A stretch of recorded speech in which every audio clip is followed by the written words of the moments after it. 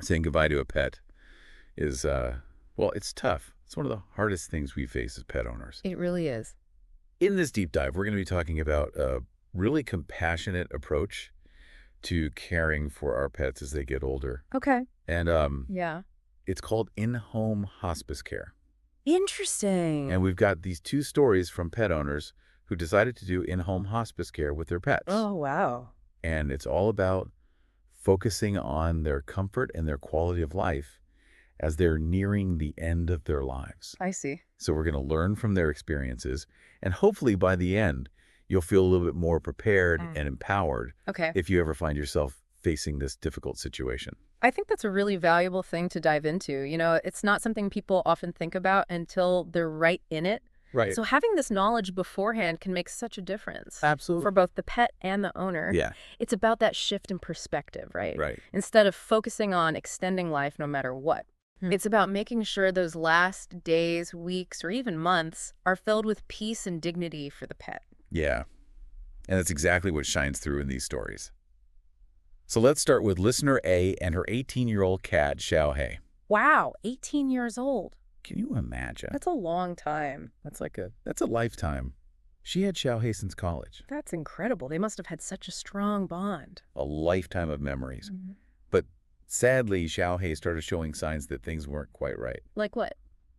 Well, listener A noticed she was sleeping more. Okay.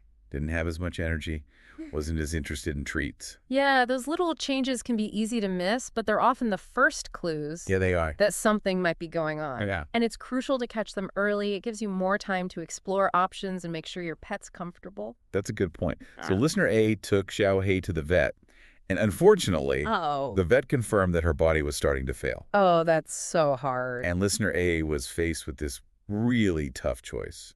I can only imagine. Did she try to prolong Xiaohei's life with maybe invasive treatments, Yeah. which would have been stressful for Xiaohei? Or did she focus on making sure she was comfortable in a familiar environment? It's a heart-wrenching decision. You want to do everything you can for them, but you also have to consider their quality of life. Exactly. Yeah. And in the end, listener A decided to go with in-home hospice care for Xiaohei.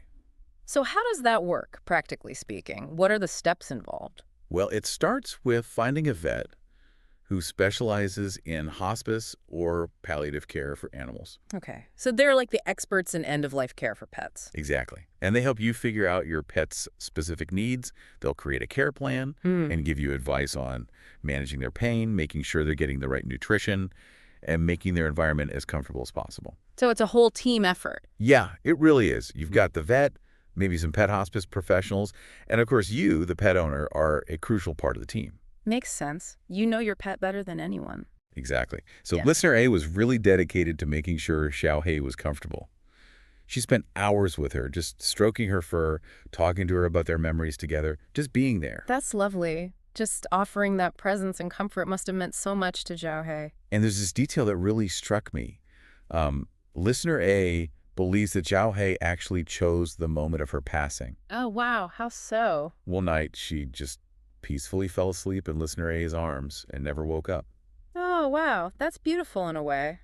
It is. It sounds like a very peaceful and dignified ending. It does. And it really speaks to the power of in-home hospice care, allowing a pet to transition in a familiar and loving environment. Yeah, surrounded by the people and things that bring them comfort. And it can also bring a sense of closure and peace to the owner, too. Yeah, for sure. Losing a pet is always hard. Of course. But knowing that you provided comfort and dignity in their final moments can help with the grieving process. I can see that. It's about honoring that bond you shared and acknowledging the impact they had on your life. Absolutely. Now, I want to pause here for a second and ask you, the listener, have you ever had similar experiences with your pet, maybe during times of illness or aging? What are your thoughts on this idea of providing hospice care for a pet at home? Yeah, it really is amazing how pets can just sense those things, and just be there for you in a way that's hard to describe. For sure. Mm. So our second story comes from listener B, who had a 14-year-old golden retriever named Abu. Ah, golden retrievers, they're just the best. Right. So full of love and energy. Listener B described Abu as her constant companion. Oh. Always there for walks, adventures, Wow. those quiet moments at home. It's those simple things that mean the most. They really do. Yeah. But as Abu got older, Listener B started noticing changes in his energy levels. Hmm. He just wasn't as playful or active as he used to be. Yeah, that's understandable. Aging takes its toll on everyone, including our furry friends. It does. Things like arthritis and joint pain can make it hard for them to move around like they used to. So listener B did her research. She talked to her vet, and they discussed different options, like medications for pain management. Okay, so trying to find ways to make him more comfortable. Yeah. But in the end, listener B felt that in-home hospice care was the best choice for Abu. So at what point should pet owners start thinking about hospice care? That's a good question.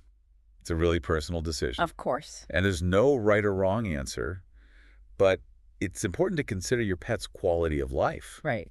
and your own ability to provide the care they need. Yeah, you have to be realistic about what you can handle. Exactly. And sometimes, Yeah. as hard as it is, euthanasia might be the most humane option if your pet's suffering becomes too much. That's a tough conversation to have. It is. But it's so important to talk openly with your vet about all the options. Absolutely. They can guide you through the process Mm-hmm. and help you make the best decision for your pet. Sometimes people think that seeking support or guidance means you're giving up. I can see how they might think that. But it's actually the opposite. It means you're putting your pet's well-being first. That's a really good point. Listener B described Abu's final days as both heartbreaking and beautiful. She would just spend hours sitting with him, petting him, talking to him about their memories. It's about making them feel safe and loved, Exactly. even when things are changing. Yeah. And she would do things like set up a comfy mat for him by the door so he could soak up the sun.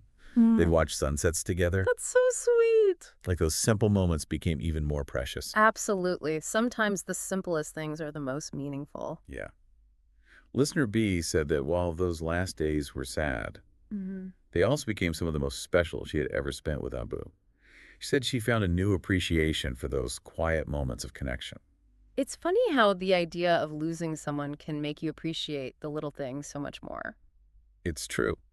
So Abu's passing was very moving. On his last night, he managed to lift his head and rested in listener B's lap. Oh. And she whispered to him, telling him how grateful she was for all the joy he brought into her life. That must have been a powerful moment. It was. And she promised to never forget him. Animals are so intuitive. I truly believe he understood. Listener B felt that he did. He closed his eyes peacefully and drifted off. That's so peaceful. It was. It really highlights how important it is to create that loving space for our pets in their final moments. It really does. And I think both of these stories show just how deeply losing a pet can affect us. It leaves a huge hole in our lives. It does. So how can we cope with those feelings of loss and find comfort after saying goodbye? Well, the first thing is to allow yourself to grieve. Yeah? Don't try to bottle it up. Exactly. Let yourself cry, talk about your feelings. It's okay to feel sad. It is. It's a Yeah. natural part of the healing process. It shows how much you love them. Exactly. And as you move through the grieving process, Yeah? finding ways to honor your pet's memory can be really helpful. Like listener A did, putting that picture of Xiaohei in her favorite sunspot. Yes, exactly. Or like listener B, planting a tree in Abu's honor. It's about finding ways to keep their memory alive. I love that. Whether it's through photos, a special memorial, writing down your favorite memories, or even just doing things you enjoy doing together. It's about making it personal. Exactly. And remember, you're not alone in this. Yeah. Yeah. Sometimes talking to others who understand can be really helpful. Absolutely. Sharing your grief with friends, family, or even joining a pet loss support group can make a big difference. It's about finding those safe spaces to share your feelings and your memories. And don't underestimate the power of storytelling. Talking about those funny quirks, those happy moments, those special things about your pet. It keeps their memory alive, and it helps you celebrate the incredible life you shared together. That's a beautiful way to put it. So as we start to wrap up this deep dive, I want to leave you with this thought. The pain of losing a pet is real, but the love and memories you shared will stay with you forever. They truly do leave paw prints on our hearts. They change us. They make our lives richer. In ways we can't even fully understand. Exactly. Yeah. So to our listeners out there, take some time to reflect on your own experiences with your pets. Think about those special memories, how they've touched your life. And maybe even think about sharing your own stories or ways you honor their memory. Remember, you're not alone in this.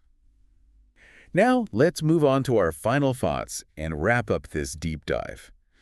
We've talked about a lot in this deep dive, the ups and downs of in-home hospice care for pets. Yeah, we heard those amazing stories from pet owners, right? Yeah. And we talked about how important it is to talk to your vet about everything. Right, and how to really focus on making a pet's last days comfortable and peaceful. Yeah, and loving. It's really not just about the medical stuff. Right, it's so much more than that. It's about respecting that bond you have with your pet and making sure their final chapter is filled with peace and dignity. And love. And it's about understanding that saying goodbye, well, it's never easy, but there are ways to make it a little bit gentler. For everyone involved.